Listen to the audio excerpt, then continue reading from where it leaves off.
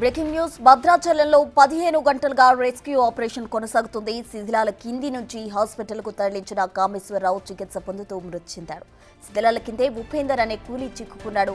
మొత్తం 2 కూలీలే ఉన్నారని అధికారులు చెబుతుంటే స్థానికులు మాత్రం 4 పనికి వెళ్లారంటున్నారు.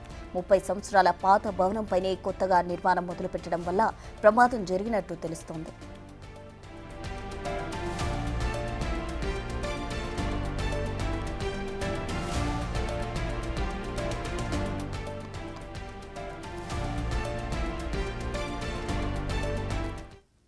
భద్రాచలంలో 15 గంటలుగా రెస్క్యూ ఆపరేషన్ కొనసాగుతోంది. దీనికి సంబంధించి పూర్తి వివరాలు మా ప్రతినిధి విజయ్ అందిస్తారు. విజయ్, చెప్పండి. అయితే 2 మాత్రమే పనికి వెళ్లారు అంటుంటే స్థానికులు మాత్రం 4 వెళ్లారు అంటున్నారు. ఆల్రెడీ ఒకరు మృతి చెందడం జరిగింది, మరొకరు అక్కడే శిథిలాల కింద నుంచి తీసే ప్రయత్నం కూడా చేస్తున్నారు. అసలు అక్కడ తాజా పరిస్థితి ఏంటి?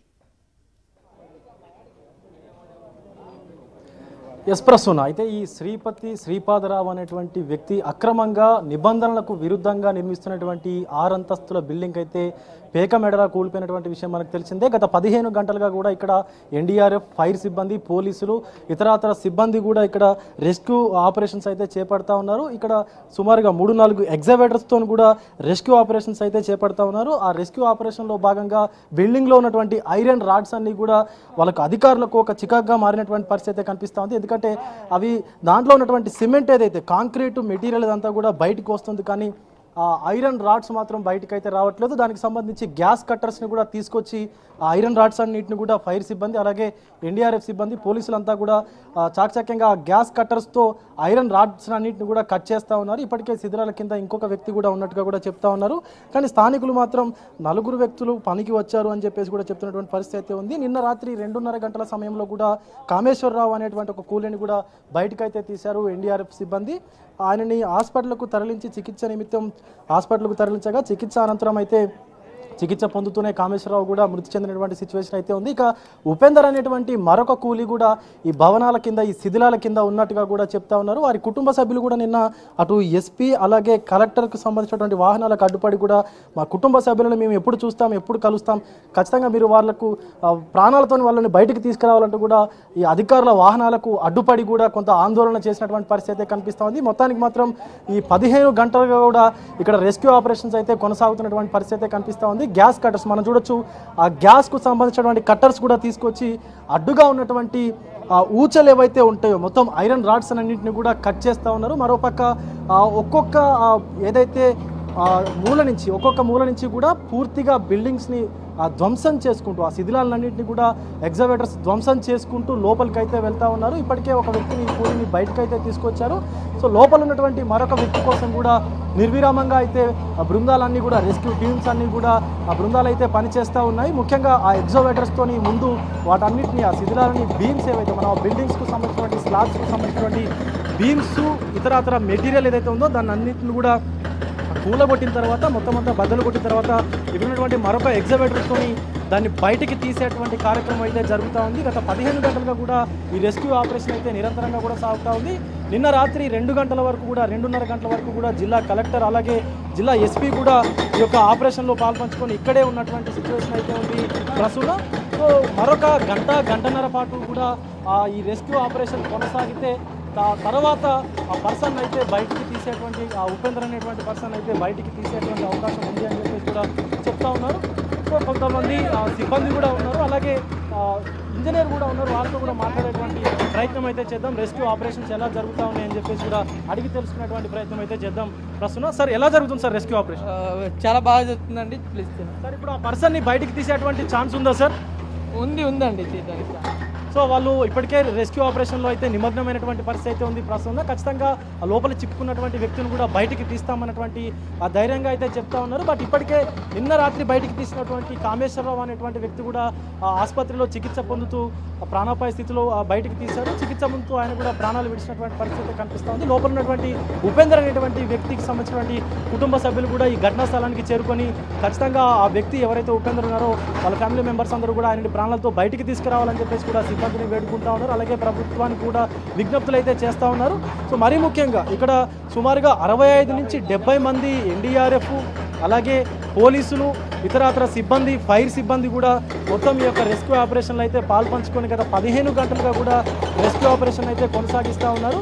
సో ఎట్టకేలకి అందరూ కూడా ఖచ్చితంగా లోపల ఉన్నటువంటి వ్యక్తులు అయితే ప్రాణాలతో బయటపడాలని చెప్పేసి ఆ భగవంతుని ప్రార్థిస్తూ ఉన్నారు ఇక్కడ ఉన్నటువంటి స్థానికంగా ఉన్న వాళ్ళు. అలాగే అధికారులు కూడా ఖచ్చితంగా లోపల ఉన్నటువంటి వ్యక్తులను అయితే ప్రాణాలతో బయటికి తీసుకొచ్చేటువంటి అవకాశం ఉందని కూడా చెప్తా ఉన్నారు. అటు ఇంజనీర్లు కావచ్చు, ఇటు ఎన్డీఆర్ఎఫ్ బృందాలు కావచ్చు. కానీ చూడాలి మరి ఇంకా ఎంతసేపు కొనసాగుతుంది ఆపరేషన్ అనేది మాత్రం మనకి పూర్తి వివరాలు అయితే అధికారులు చెప్పట్లేదు. బట్ వాళ్ళ పనిలో వాళ్ళైతే నిమగ్నమై ఉన్నారు. కానీ స్థానికంగా ఇంకా ఆశ్చర్యకరమైనటువంటి విషయం ఏంటంటే ఇలాంటి బిల్డింగ్స్ అన్నీ కూడా ఇంకా 65 నుంచి 70 బిల్డింగ్స్ కూడా అధికారులు ఈ భద్రాచలంలో గుర్తించినట్టుగా కూడా చెప్తున్నారు. ఎందుకంటే ఇక్కడ A1/70కి సంబంధించినటువంటి యాక్ట్ ఉంటుంది, గిరిజనులకు సంబంధించినటువంటి యాక్ట్ ఉంటుంది. కాబట్టి కేవలం G+1గా మాత్రమే బిల్డింగ్స్ అనేటివి కన్స్ట్రక్ట్ చేయాలి. సో అది కాదు అని చెప్పేసి అధికారుల తర్వాత దాన్ని సవరించి G+2కు తీసుకొచ్చారు. G+2 తర్వాత ఇది G+2కి పర్మిషన్ తీసుకొని ఏకంగా ఒక్కదాని మీద G+2 మీద 6-7 అంతస్తులు నిర్మిస్తున్నటువంటి పరిస్థితి కనిపిస్తూ ఉంది. అలాంటి బిల్డింగే ఇది ఒకటి. శ్రీపాదరావు అనేటువంటి వ్యక్తి మనకు ఇక్కడ కన్స్ట్రక్ట్ చేస్తూ కూడా ఒక్కసారిగా కూలిపోయినటువంటి పరిస్థితి కనిపిస్తూ ఉంది.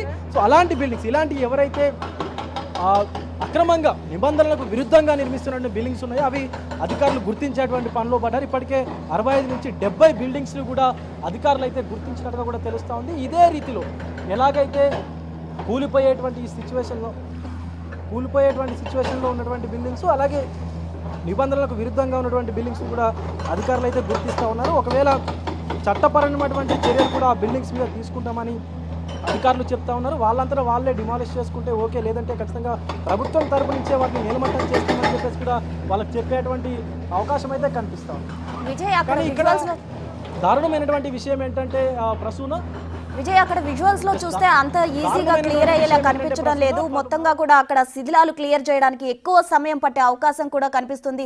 అక్కడ ఉపేందర్ కుటుంబ సభ్యులు అయితే అతన్ని ఎలైవ్గా బయటికి తీసుకురావాలి అని ఆశాభావం వ్యక్తం చేస్తున్నారు. మరి ఉపేందర్ని అధికారులు ఏమంటున్నారు? అసలు ఉపేందర్ను బయటకు తీసుకురావడానికి ఇంకా ఎంత సమయం పడుతుంది అంటున్నారు?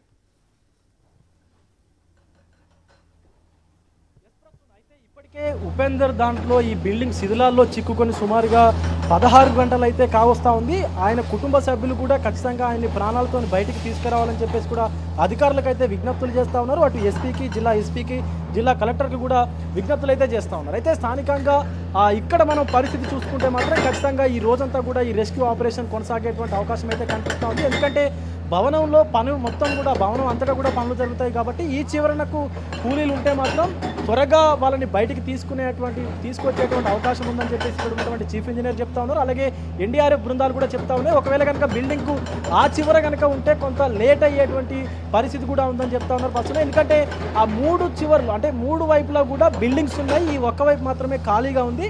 సో ఈ ఖాళీగా ఉన్నటువంటి ప్లేస్ నుంచే ఇటు ఎగ్జోవేటర్స్ అన్ని కూడా ప్రొక్లైనర్ల సాయంతో కూడా బిల్డింగ్ని విచ్ఛిన్నం చేస్తూ కూడా లోపలికి చొచ్చుకెళ్తూ ప్రొక్లైనర్స్ కూలీల కోసం అయితే వాళ్ళు అన్వేషిస్తూ ఉన్నారు. ఇదే నేపథ్యంలో ఈ చివరికి కనుక ఉంటే, ఒకవేళ వాళ్ళ అదృష్టవశాత్తు ఈ చివరికి ఉంటే కనుక ఖచ్చితంగా త్వరగా వాళ్ళని బయటికి తీసేటువంటి అవకాశం అయితే ఉంటుంది. ఒకవేళ కనుక అటు చివరికి కానీ లేదా టెంపుల్ కనిపిస్తూ ఉంది కదా, ఆ చివరికి కానీ ఉంటే కాస్త లేట్ అయ్యేటువంటి అవకాశం కూడా ఉండొచ్చు అని చెప్పేసి కూడా అధికారులు అయితే చెప్తా ఉన్నారు ప్రస్తుతం. మరి ఎట్టకేలకి మాత్రం వాళ్ళని మాత్రం ప్రాణాలతోనే బయటికి తీసుకొస్తామని చెప్పేసి అధికారులు ధీమా వ్యక్తం చేస్తూ ఉన్నారు. వాళ్ళ ఫ్యామిలీ మెంబర్స్ కూడా ఖచ్చితంగా వాళ్ళు ప్రాణాలతో బయటకు రావాలని చెప్పేసి కూడా కోరుకున్నటువంటి పరిస్థితి అయితే కనిపిస్తూ ఉంది ప్రస్తుతం.